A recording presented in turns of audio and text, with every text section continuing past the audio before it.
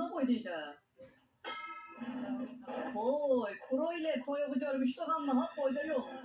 Ağlıma bir ciş fikir gelir. Hala, həmişə sən yem yerdin, bu dəfə özün yem olacaq. Qaşaq dedi, yoxlayaq. Ciba, ciba, ciba, ciba, ciba, ciba, ciba, ciba, ciba. Ciba, bu gözləmirdi. Yiyən kimi də o dəqiqə yumurtladı. Yiyilib yenidən dünyaya xoş gəldin. Fakizə, dünyaya göz açan kimi də dilən o dəqiqə. Ha bu toyuqlar niyə o birlər kimi böyük deyil? Gözlə bu dəqiqə düzəldər o.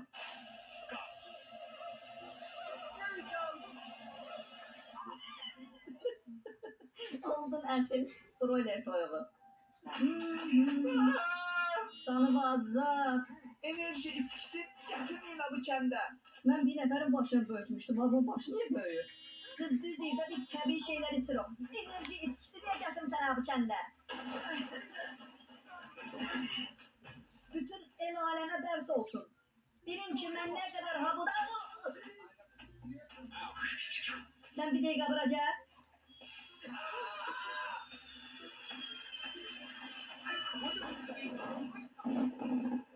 Mübarəksən.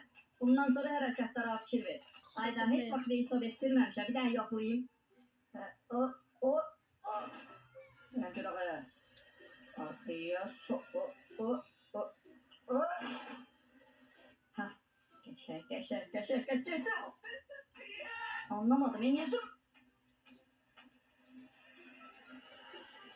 Ha bu ara deyəsən dərs olmalı. Biraz da çoxalıblar. Variantı yoxdur, sürməliyəm də var. Asta. Bir, sağ. Sürəcəm. Öyrən o. Asta. Çok yox. Tələsməz həmkindən öyrənəcəksən. Bir sabiti çıxartdanı da deyəcəm indi. Yoruldum ya. Ay qız dur 2 dəqiqə oturum da. Başa düşmədik, pis oturmuşuq ki biz. Qız rədd ol da, başımı xarab eləyir, 18 olmuşam. Dedik 2 dəqiqə dincimizi... Nəsə. Oba, yevşimaq var deyəsən. Çəkiliş sağ. Qardaşım sana bu nə yeməkdir? Bataqlıq palçığına oxşayır. Abla biraz dad qataq. Səkin baxın ay millət. Hava əclaf diri heyvan pişirir. Bütün dünyada havına su. Niyə axı bizim heyvan haqlarımız müdafiə olunmur? Danışın burada. Ödülür. Gəl usta, gəl. Məncə bu yemağın içində bir də sən çatışmırdın. Bax indi olacaq Bellissimo Margarito Intabino. Gəl, sən bundan canı oxtaran dörsən. Cəmaatı keyfiyyətsiz yemək sırmaq nədir? İndi göstərəcəm mən sana. Bir...